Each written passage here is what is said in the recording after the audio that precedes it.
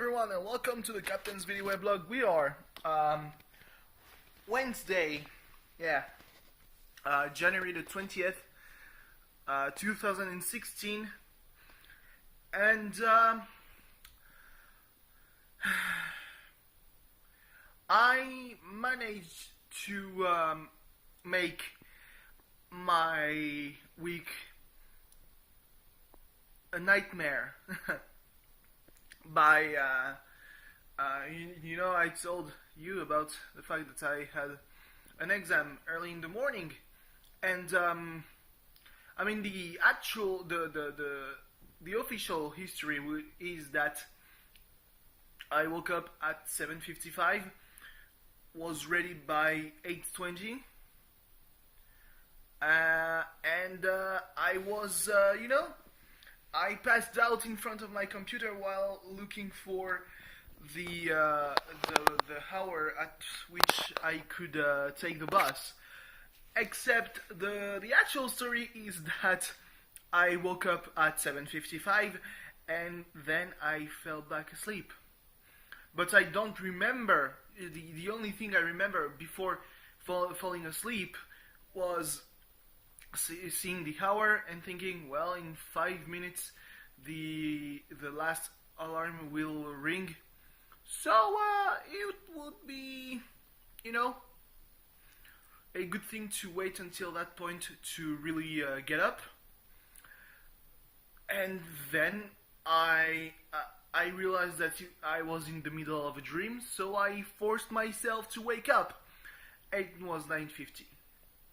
The thing I don't get is that if my body wants to fuck up my whole thing, at least it could have waited until noon to wake me up, so that I couldn't even bring the report that I spent the whole night typing, well, the whole evening. But because bad things, bad things come in twos, they say. So I don't know. Is there anything really bad that happened during the week?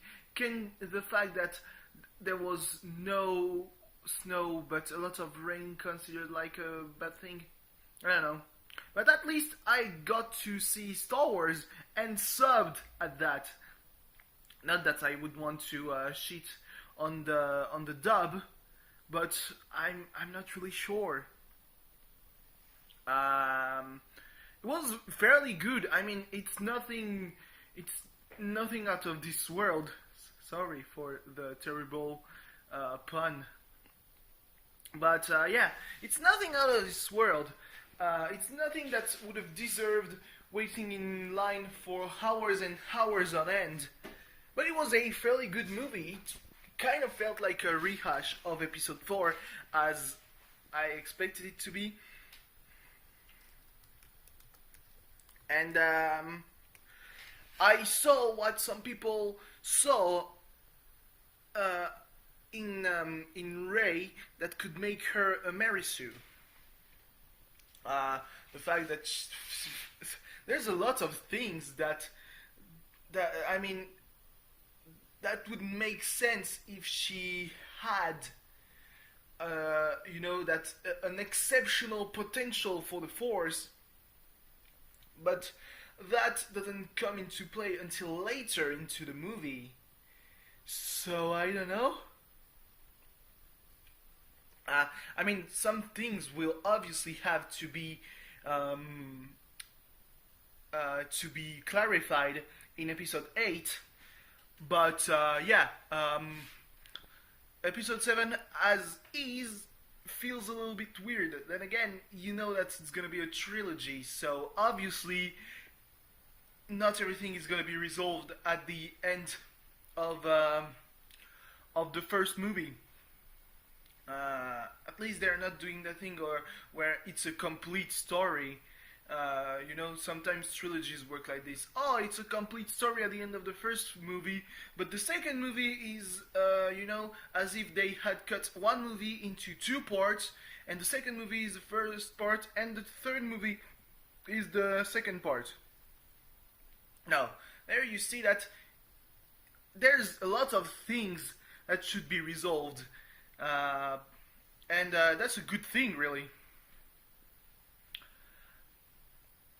I mean, there was kind of there was a fair share of lens flares, so especially at the beginning, in the opening scenes, the opening sequence on Jakku.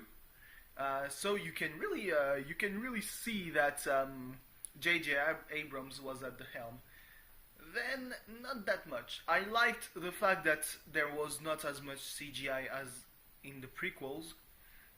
There was a lot of CGI, of course, because we're in 2016. You cannot have a movie, science fiction movie, that still relies on stuff and things.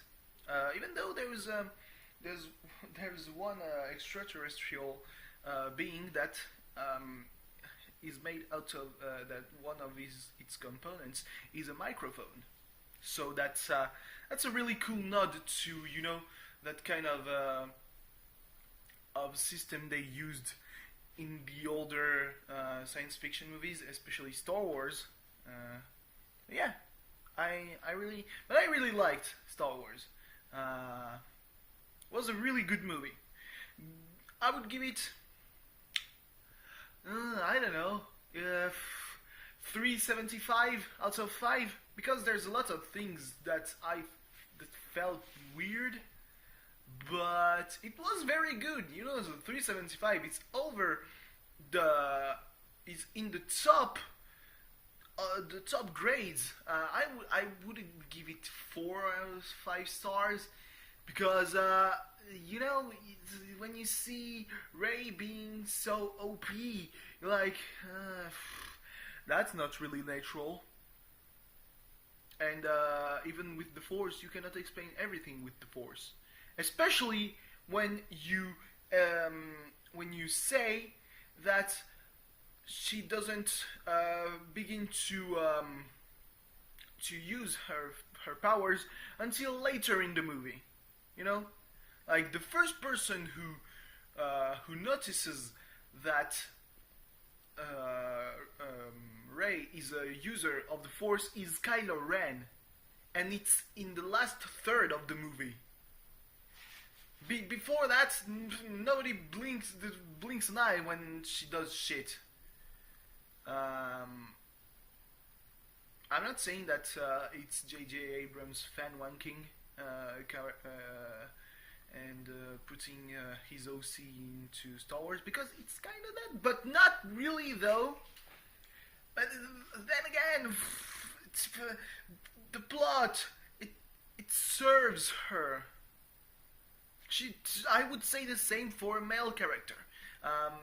If Luke had been that OP in A New Hope, I would have been pissed at people saying that Star Wars is a staple in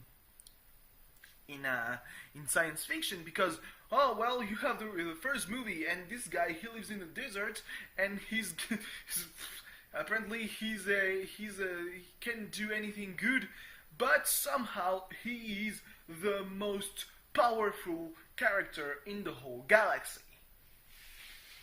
Because that's I'm not saying that it's lazy, but it feels like there's room to improve. And talking about room to improve, let's switch to another good thing that a thing that I rather enjoyed because of the end result, which was football. Tonight was a match of the shittiest cup in French football, which is saying a lot, because French football is a joke. It was Marseille versus Montpellier, and it was Marseille was the home team, which means that they should have lost, but they won 2-0. Whoa, what? 2-0? That wasn't a good match. I'm gonna be honest. When Nkudu says, to make the Velodrome go a little bit crazy, we'll have to defend fairly. And well, and some people are saying, what? But he's right. The way the players defended tonight was not as appalling as it has been in the past, but it wasn't good defending by any kind of standards. I mean, thankfully we have a good goalkeeper because, oh boy, the defense, huh? And let's not talk about the offense, where it seems like they're not talking together. You know, maybe their mouth is shut, is soon shut before the match, because really looks like, oh, I'm gonna go straight to the goal. There's someone.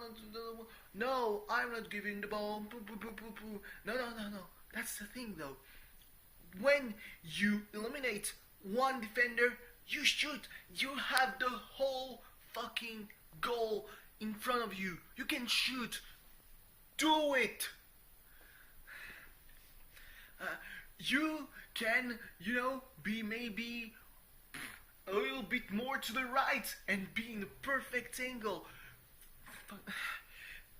You wouldn't even have another player on your ass. Damn it!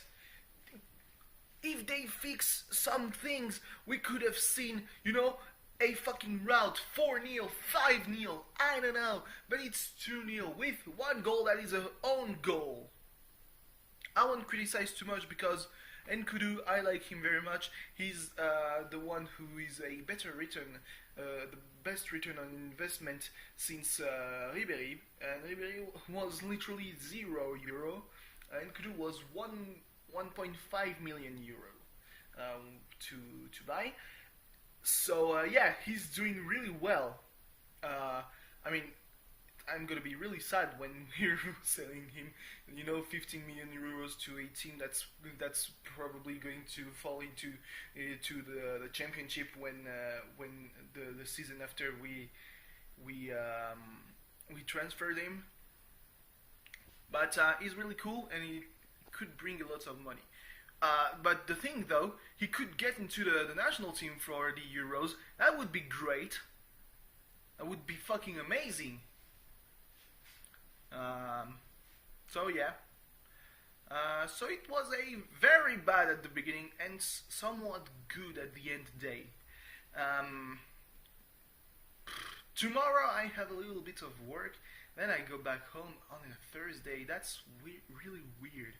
I'm not used to it.